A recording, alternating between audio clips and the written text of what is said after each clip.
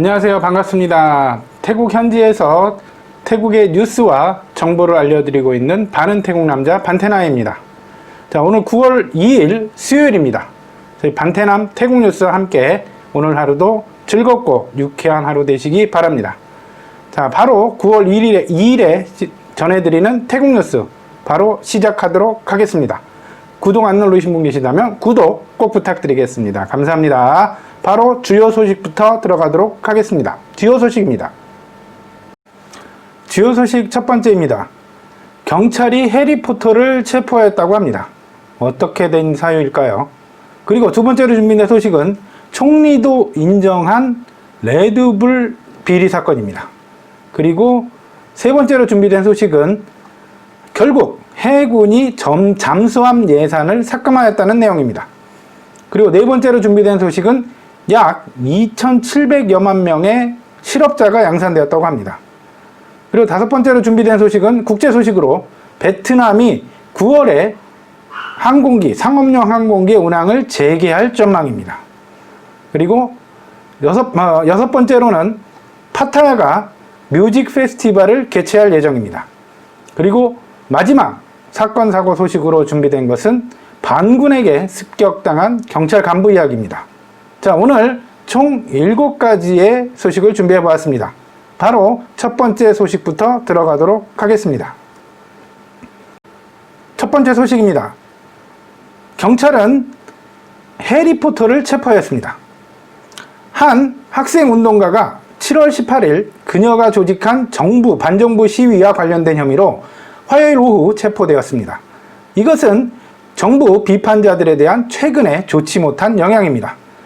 태국의 학생운동단체인 학생연합의 주타입은 그녀가 수업에 참석하기 위해 택시를 잡으려고 시도하다가 체포되었을 때 경찰들의 접근이 있었다고 말하고 태국 인권 변호사 모임의 파비네 씨가 말했습니다. 영장은 그녀가 7월 18일 민주기념물 반정부 시위에서 주도한 역할을 했다는 이유로 형법 제116조에 의거한 선동적 행위라고 적시했고 이것은 전국적으로 다른 반정부 시위를 촉발시켰습니다. 파비네 씨는 시민권 변호사이자 활동가인 아르논, 학생운동가 타테프와 페리 등 14명이 지난주 같은 범죄로 경찰에 연행되었다고 말했습니다. 많은 사람들이 법원의 결정에 의해 석방되었습니다. 주타팁은 진술을 위해 쌈란낫 경찰서로 연행되었습니다. 또 다른 활동가들은 8월 3일 해리포터를 주제로 한 정부에 반대하는 집회와 관련된 자신들의 혐의를 인정하기 위해 차나송 크람 경찰서를 방문하였습니다. 마법사 망토를 두른 그들은 경찰서 안으로 들어가기 전에 군주제의 개혁을 요구하는 10가지 선언문을 읽었습니다. 자, 건드리지 말아야 할 것, 건드리지 말라고 말했던 그 군주제에 대한 얘기가 나와서 체포가 되었던 것으로 생각이 됩니다.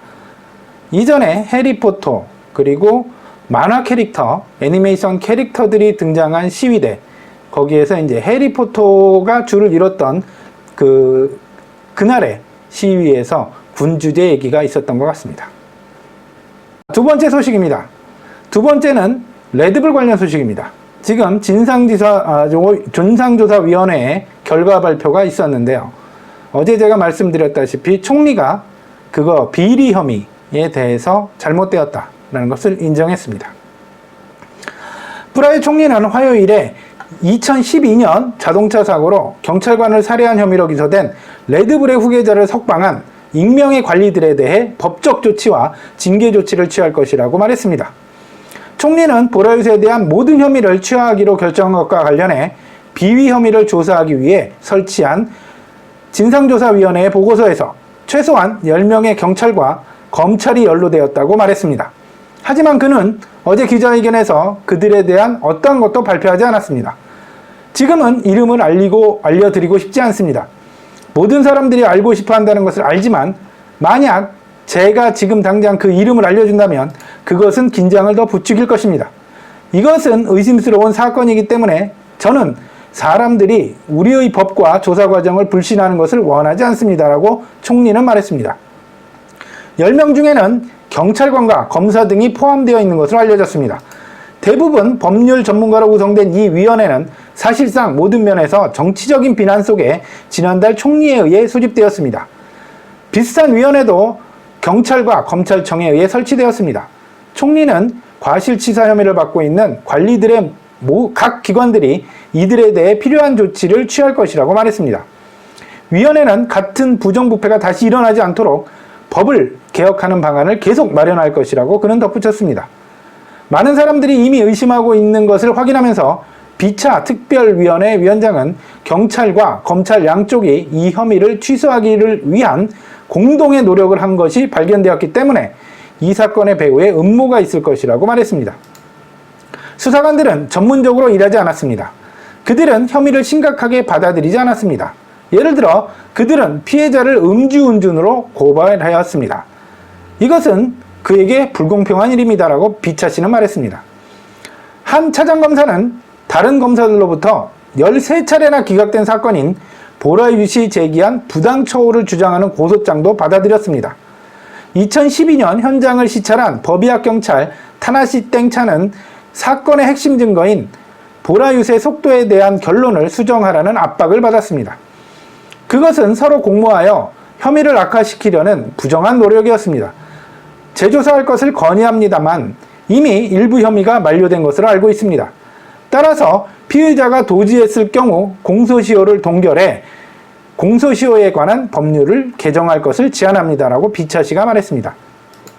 경찰이 설치한 별도의 조사위원회는 이전에 전직 방콕 경찰 지휘관을 포함한 21명의 경찰관이 이 사건에 대해 연루된 것으로 밝혀졌지만 검찰의 기소 취하 결정에 이의를 제기하지 않았던 펌푼 부경찰서장은 나중에 혐의를 벗었습니다. 위원장인 짜루앗 경찰청장의 보좌관은 21명의 경찰관들에 대한 법적 조치를 취하기 위해 조사위원회가 설치되었다고 말했습니다. 2012년 보라윕은 자신의 페라리로 경찰이 운전하는 오토바이와 충돌 후에 5가지 혐의가 적용되었습니다. 보라윕은 현재 외국에 거주하고 있는 것으로 추정됩니다. 그를 재판에 회부하려는 시도는 몇 년 동안 지지부진되어 왔으며 결국 증거가 부족하다는 이유로 검찰에 의해 고발이 취하되었습니다. 보라윕에 대한 새로운 영장이 지난주 법원에서 승인되었습니다. 경찰은 세부 사항은 거의 알려지지 않았지만 태국에서 그를 다시 법정에 세울 수 있도록 새로운 노력을 기울일 것이라고 말했습니다. 언젠가 제가 말씀드린 까독까독 끝이 없는 사건 중에 하나입니다. 계속적으로 경찰의 고위 간부, 검찰, 그리고 특검까지 연루돼서 나오고 있는 사건입니다. 총리도 인정하였고 이제 진상조사위원회, 그리고 새로 설치된 위원회, 그리고 법원에서 영장이 발부된 것 같이 투명하게 조사하였으면 좋겠습니다. 세 번째 소식입니다. 결국 해군이 손을 들었습니다. 잠수함 관련 소식입니다. 태국 해군은 잠수함 구입을 위해 2021년 회계년도에 배정된 39억 2,500만 바트 예산을 삭감하기로 합의하여 정부가 그 돈을 국민들의 더 긴급한 문제를 해결하기 위해 사용할 수 있도록 했습니다. 감액에 관한 합의는 해군의 감사관인 티라쿨 제독이 해군 총사령관을 대신하여 월요일 예산심사위원회에 정식으로 통보하였습니다. 통지문에서 해군은 C19가 국제경제에 미치는 영향을 고려한 후에 비록 감축이 해군의 운영계획과 국가 이익 전체에 영향을 미치겠지만 그 예산을 줄이는 데 동의한다고 말했습니다. 해군은 또한 조달 연기에 따른 위험은 물론 영향을 줄이기 위해 기존 역량을 개발해 활용하겠다는 의지도 있다고 밝혔습니다. 해군으로부터 통보를 받은 후 하원 예산조사위원회는 기권 3표, 찬성 63표로 삭감안에 동의하였습니다.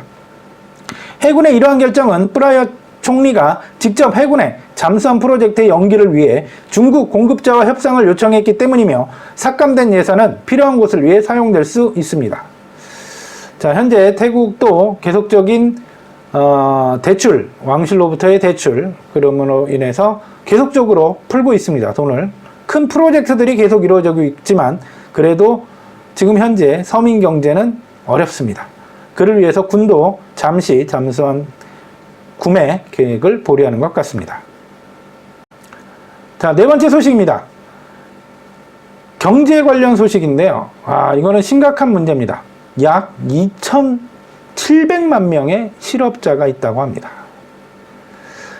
오랜 기간 실업자가 불교나 기독교 자선단체에 의해 무료급식을 제공받는 모습은 C19가 비공식 노동자들의 생계에 심각한 영향을 미친 이후 흔한 일이 되었습니다.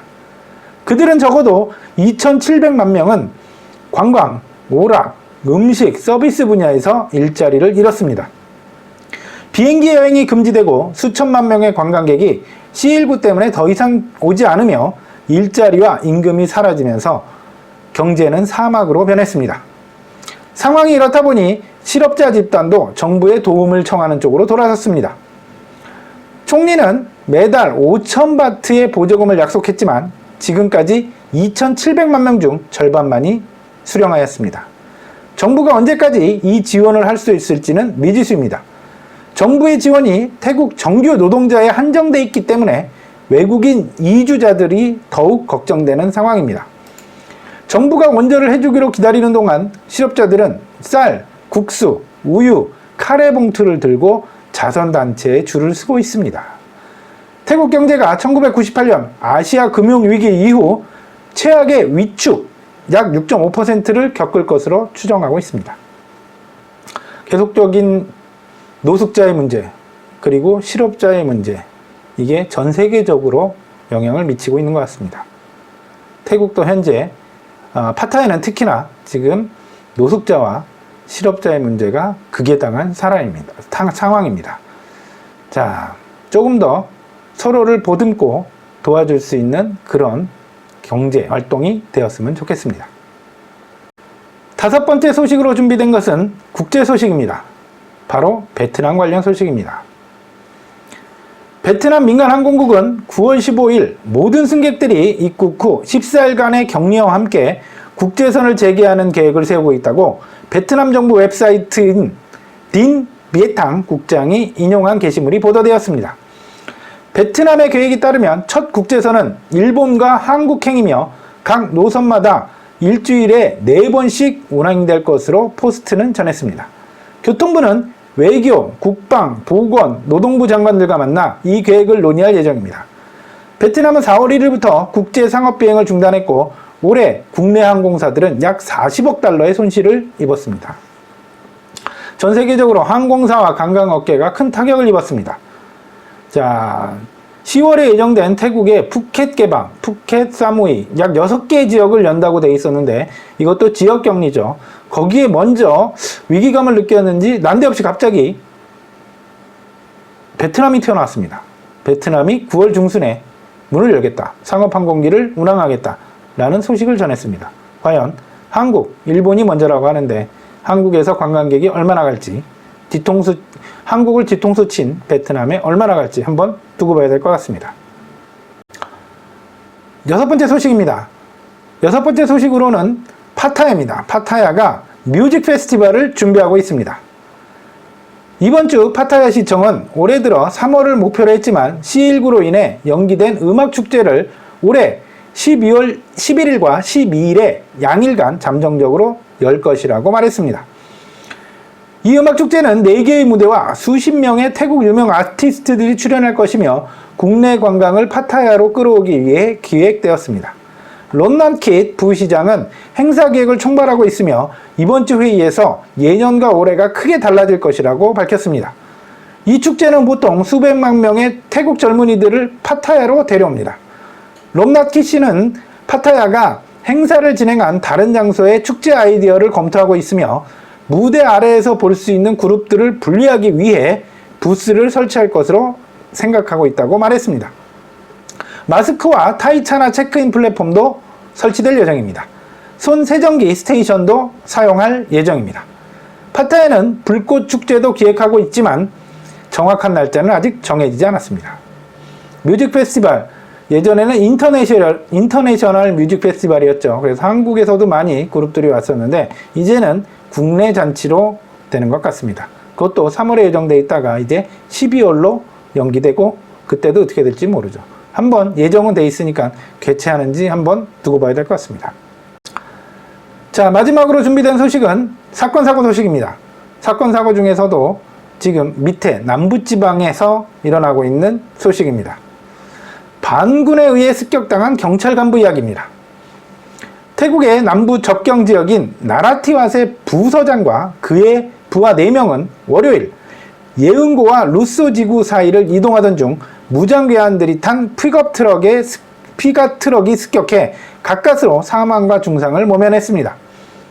보안 소식통에 따르면 타와차이 부서장 등 경찰관 3명을 태운 차량이 급 커브 길을 돌기 위해 속도를 줄이는 과정에서 일부 경찰병 등 10여 명이 이번 공격에 가담했다고 밝혔습니다.